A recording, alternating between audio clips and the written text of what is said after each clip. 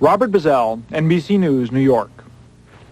PCBs, one of the most hazardous chemical wastes, have brought fear to the small town of Holden, Missouri, population 2,200.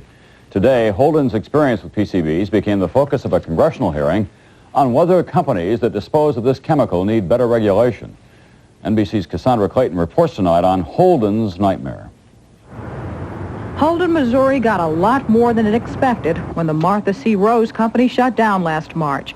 12 to 15 million pounds of toxic PCB contaminated materials were left behind.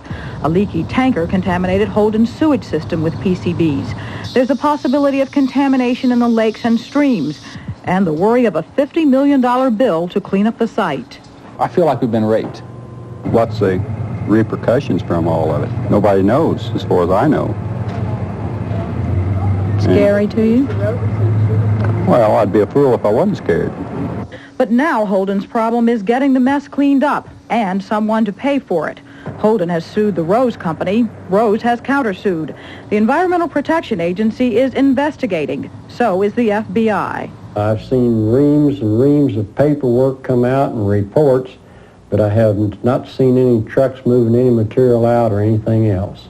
Congressman Michael Siner, who is heading a congressional investigation, says the EPA should pay.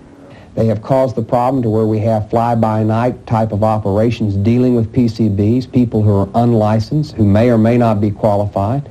But the EPA says the companies that contracted with Rose are legally responsible. That's where the obligation to clean up rests, not with the federal government. Because of the delay in the cleanup, the tangle of lawsuits and investigations, the town of Holden now faces yet another problem, trying to salvage its image as a wholesome place to live. We've had some industries talk to us, and they said if you get rid of that mess, we'll talk about coming in. So you can't measure what that has hurt. Mayor Brillhart testified in Washington today, but the government made him pay for his own airplane ticket. The people of Holden can only hope that's no indication of the kind of help they're going to get. Cassandra Clayton, NBC News, Holden, Missouri.